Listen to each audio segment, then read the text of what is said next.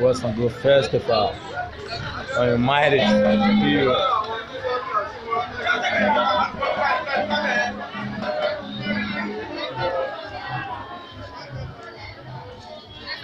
Salud youth, Ogun Cobras.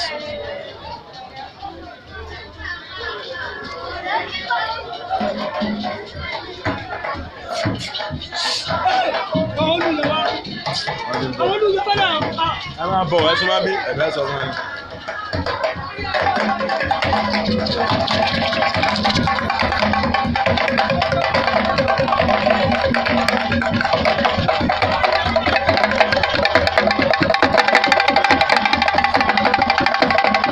Bọ́bá mo ti ká lọ́wọ́ ẹ má pè mí jọ ẹ dá fún mi ẹ ti pè mí.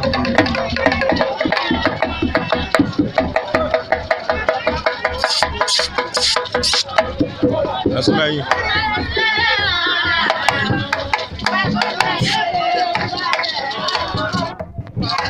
Bí ó pàǹjẹ kó kún fún pàǹjẹ bí ó sì pàǹjẹ tó yẹ sí.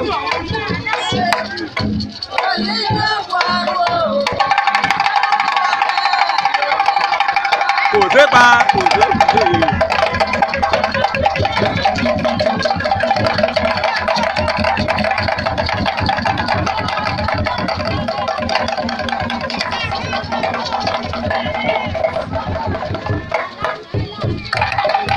Èkúté elédùn pépé elédùn níbẹ̀ sọ̀gbé.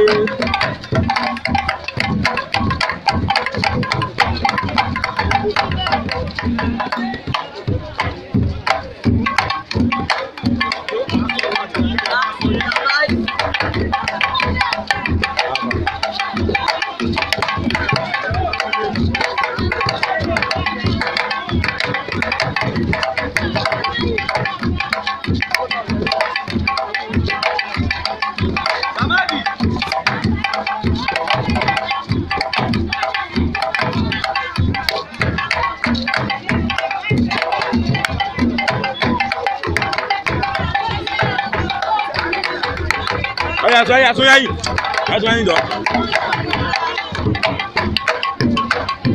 Òwú bàǹbà ní tọ̀sà dáadáa tẹ̀kẹ̀ ní tògún wá ní kìlọ̀ fún baálẹ̀. Gbogbo wa lògún mọ̀tákátá òmù ègbó ìfá.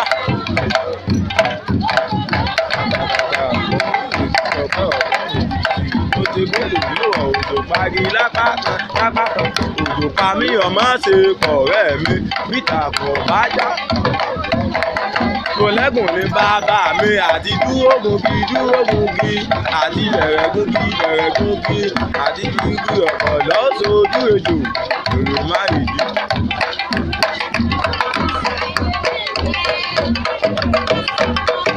This is Sango Oyo Ajagba of Oyo Empire. Say you see.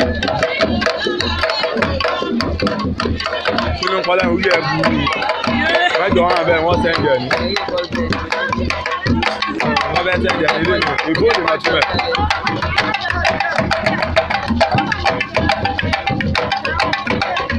Nígbàdá sílẹ̀ bí. Kí dádì rẹ̀ ilé ìṣubú dádì rẹ̀. Tó máa da akẹ́lẹ́ta rẹ̀.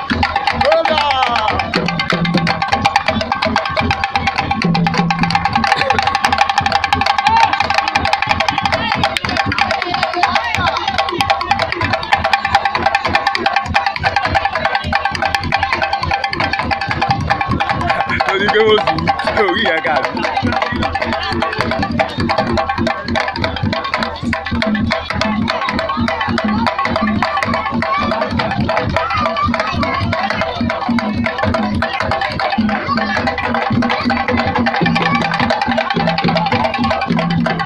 Ọ̀yà ẹ̀sọ́ yìí.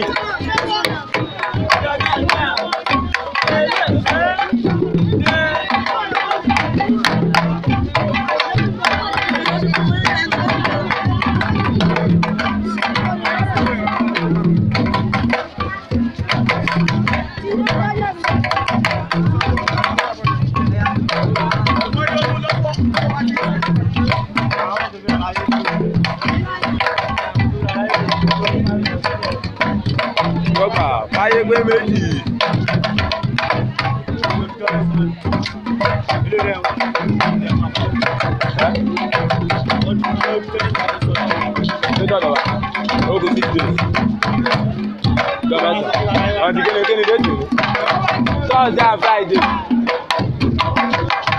Thursday 30 ló ti dé 30 ló dé. Àní Thursday 30 ló ti dé kò dé 31 ẹ̀sìn. Kí n dé tù ní ẹ̀sìn. Èbí ọ̀dì 30 ẹ̀sìn.